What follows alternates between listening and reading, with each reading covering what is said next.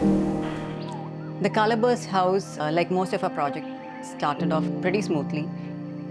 The very thought of using colors came about because initially into our practice we had used a lot of colors in our interiors and exteriors and the projects, and somewhere along the line of refinement we lost the very habit of using colors. We fell on a comfortable neutral shade. So what you see now as the Colorburst house is the product of our rethinking on the very concept.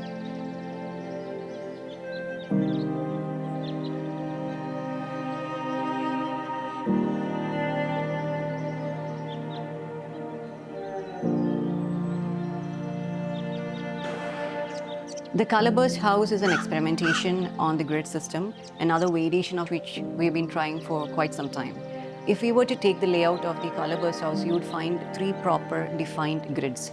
The first grid that one enters into becomes more public zone where a guest would be entertained. This grid is separated from the private with a strong grid of the dining room, which is flanked with courtyards on either side. Now, the very purpose of the courtyard is to give privacy to the bedroom as well as to bring in a kind of biophilic connection to nature, which is so missing in the modern life.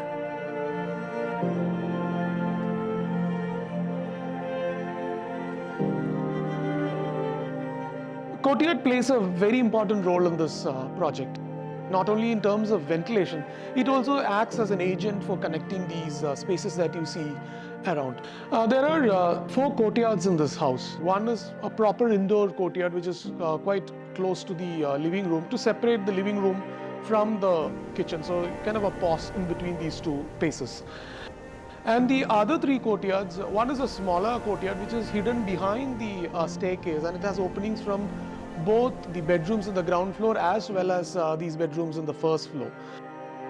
Then we have these 2 large courtyards right in the center of the house, which actually separates this house into 2 different distinctive bays.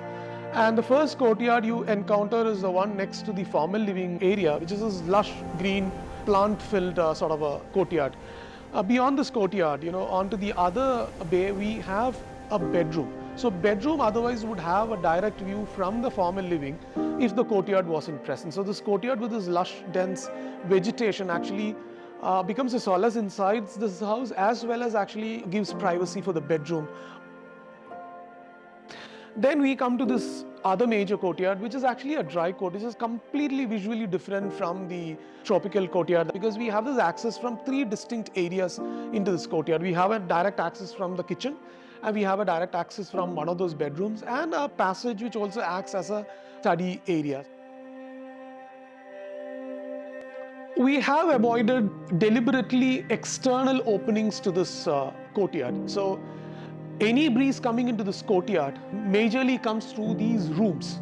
So these rooms get flushed out of hot air.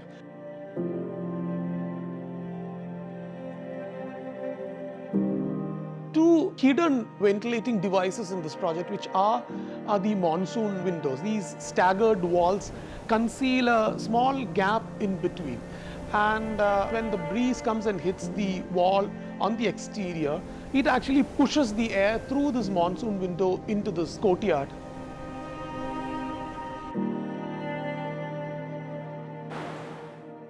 Into the third grid, one would find the private zones with the bedrooms, the connected toilets, and a tucked away staircase. And the same grid has been repeated in the first floor.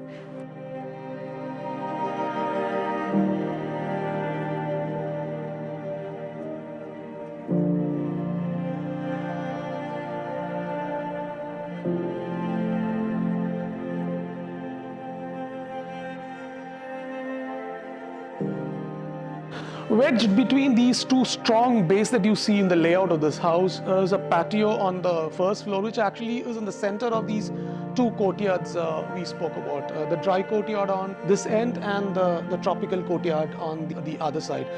This acts as a kind of a balcony sort of a space. Project is also a collaboration between several wonderful people. We collaborated with product designers, artists, and fabricators in this project to bring the kind of ambience and aesthetics that you're seeing.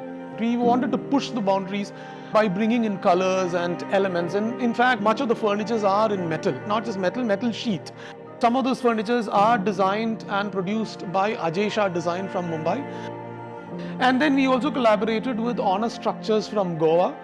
Many of the chairs that you see, dining chairs, and some of the benches that you see are actually product of single sheet being bent into specific shape and fixed together manually.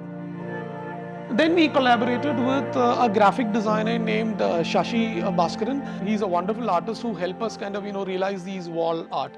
While thinking of the artwork for this project, what came to our mind was why not take the idea of rain and then abstract it, from the popular culture, from poems and from art that we have seen, and why not abstract it to a level where that can be introduced as pop art in this project. We also designed metal sculptures for this project, one in orange color for the sit-out and the other in patio on the upper floor in black. It's also not a common practice to use metal furniture in residential projects in Kerala. We wanted to break free from that notion and then try new waters. Colourburst House has been successful in that manner.